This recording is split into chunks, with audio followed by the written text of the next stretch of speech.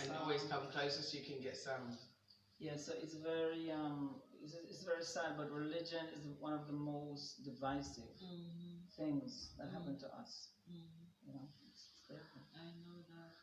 I think. But look, we're home. I think, home, You know, listen, how does it make you feel? This is what I was saying. Oh, yeah. I know we're divorced, yeah? We've all been divorced, and I think one of the things that we're fighting for is for us to have, you know, when you choose a place that you want to live in, that you feel comfortable in, that you can afford, afford to live in, and that you can find your niche, your transition, you know, your ability to grow in.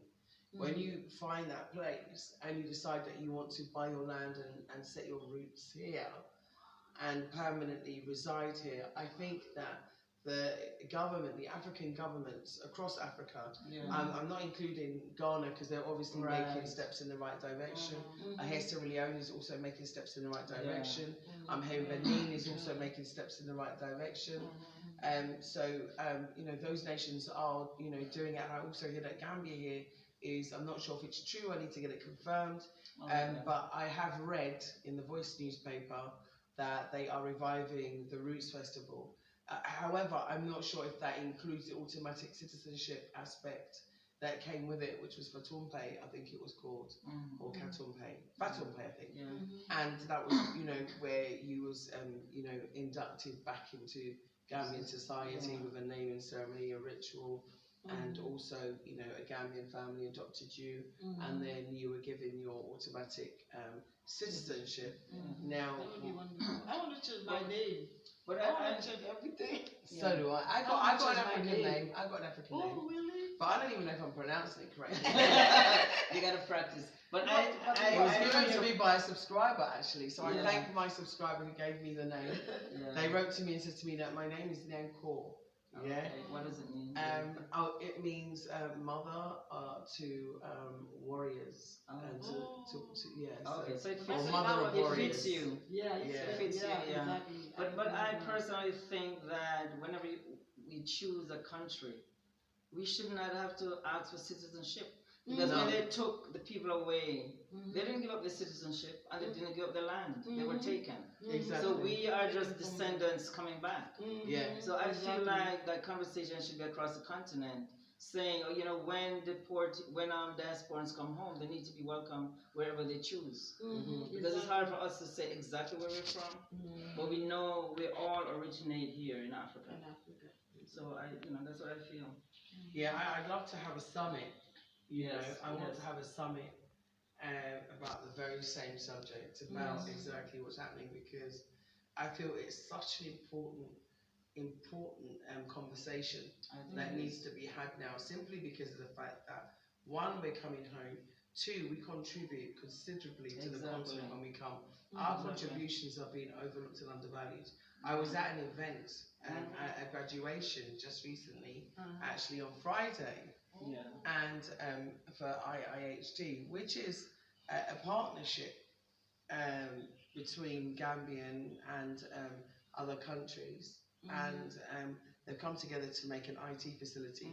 Now, to me, if this partnership means that our Gambians, our family are getting trained, educated, and helping to develop their abilities and to be more employable, or you know, and able to open their own businesses from this, I think it's a great opportunity. Yes, it is. So yeah, I think it's a great facility. However, when one of the closing speech was being done, and he spoke about the remissions that come in to the Gambia, which is about 30% of the GDP here. However, he then concluded that it was only Gambian diasporans. And so one of the issues that I take issue with, and I said, so what about me? So I went and asked him also. I didn't even know who he was, but I went up afterward. I said, diasporan, what about us? And he's like, oh yeah, you know, you're right. Say it again. I didn't know who it was. But I was annoyed by that too, because we are all diasporans, in, like Garvey said, Africa is for Africans at home and abroad. And abroad. And when you read history... But I saw Honourable Halifa Saleh. I saw his face. I saw his face too. and he saw my face. It's like he was reading my mind. You know what I mean? It was like he was really reading my mind, and he was saying that, yeah, camera's done. Yeah, he was saying that, you know, I could see that during his interview with us, it was so inclusive. He was saying that we need to be included, and the thing is that we're here.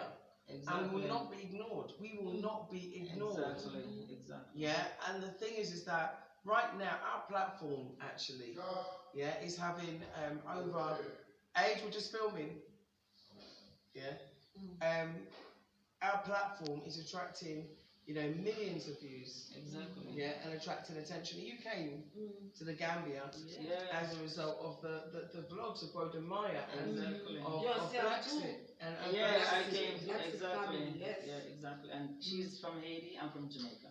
Yeah. And she lives different parts of, you know. So what you're doing has a great impact. And I know that they don't like when we get together, but nobody could stop it. There's YouTube, there's WhatsApp, there's Facebook, there's texting. So we are going to be connecting. Yeah, we are. Continuously. We are. And I think it's important. I think it's really important that we do connect. It is. That's why we have the BlaXit link up on the Sunday, which has been revived. Last week I was ill, the week before I was in Sierra Leone. So I'm back. But having travelled also, like you, around the continent, the more sickened I feel, actually. I feel sickened by what I was told. Yeah. You know, sickened by, you know, what's been shoved down our throats on the TV when I lived in England. Sickened by, you know, even, you know, sometimes our own people, in order to get to the UK or to get to America, they say terrible things about where they're from. Yeah. You know, but they're brainwashed, that's why. This is internalized racism. That's self-hate. Yeah, exactly. That's what it is. Internalized racism. So we really have we have to get another channel just for history. Yeah. Because I find that even here, a lot of people don't understand what happened to the people that were taken away. They don't understand none of the history, none of the suffering. So I think that needs to be done, re-education. Yeah, I think so. I mean, I've been talking to Abdullah, who's doing filming for us right now, about having a program on QTV. Yeah. And I wanted to do like a magazine show, but having spoken to you now, I've realised the importance of a history show. Yeah. Just pure and simple. Exactly. Break it down. History show about diasporas around the world, from Paraguay to Jamaica to Brazil. We've got the whole world to cover. Exactly. Because we hit the whole world to India, the Andaman Indians. You know, and the Andaman Africans. Yeah. But we are the original people. And also, Fiji, you've got South Pacific, you've got West Papua, Bantua. You've got everywhere. I mean, look at the genocide that's happening in West Papua. You know, right now by the Indonesians. Right now, there's still slavery in West Papua now, and you know, it's like because there's gold and silver there and other things. It's like, you know, everyone seems to be silent about it. But it's the same as what's going on in East Timor, and they are going to, you know, totally genocide the whole nation. There's only like 1.2 million in the population, and half of them have already been murdered. Half of them are already dead. Half of them have already been killed. Women, children, and fathers, and bombed, and chemical weapons, chemical warfare, starvation, imprisonment, torture, slavery. Who's helping them? Everybody's helping Indonesia. They get trained in Australia. BP is there in West Papua, you know, taking resources. Everybody, America's in there taking resources. New Zealand's in there taking resources. China is in there taking resources. And that's the reason why nothing's been done. That's why the reason why the media is silent about it, because everybody's got their hand in the pot. And they don't care if we die as long as they get their resources. Because they were like the #1 gold producer in the world. They've cut, you know, the slice off the top of mountains. We've had protests outside of, you know, the companies that are doing this. Well, we have to target those companies. Yeah, we have been. We have to target.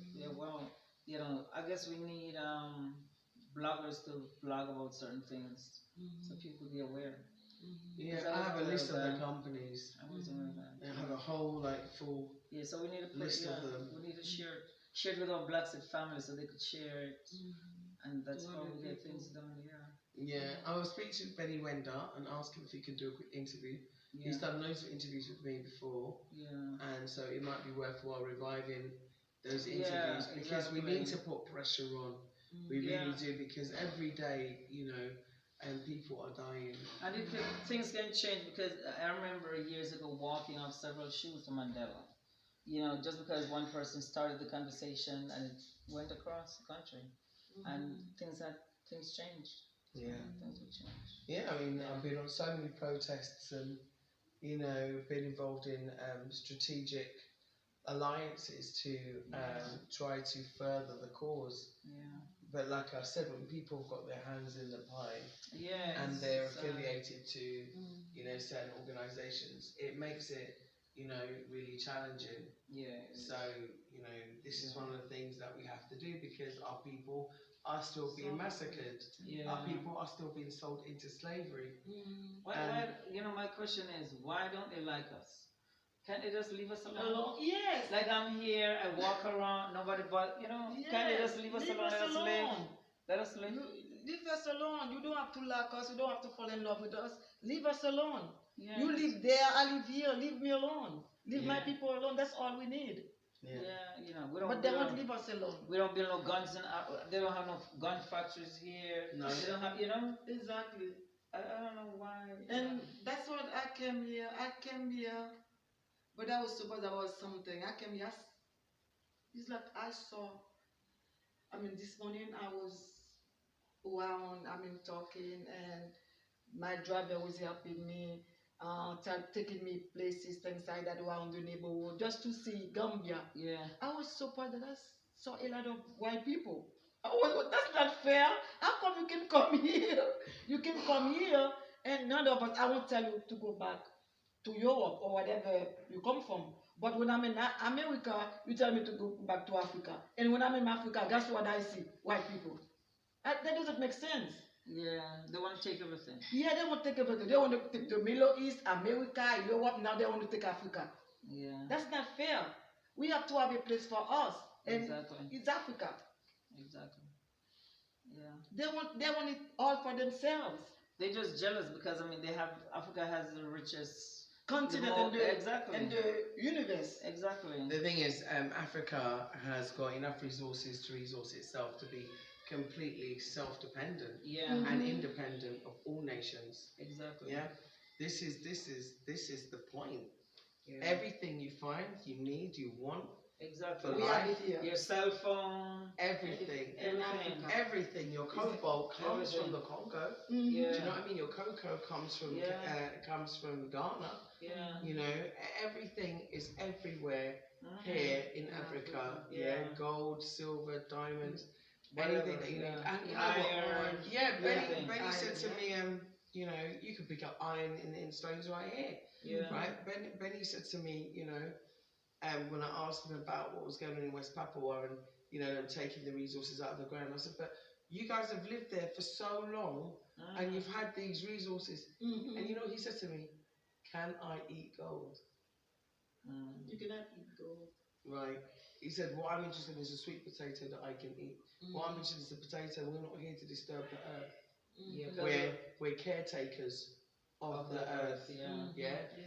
That's what he said. Well, if we use it, we only use it for essential reasons, not for exploitation or capital or to capitalize on it. Yeah. He said to me that if they kill the jungle or if they kill the forest, they kill his shopping center. Yeah. He doesn't go to shopping centers.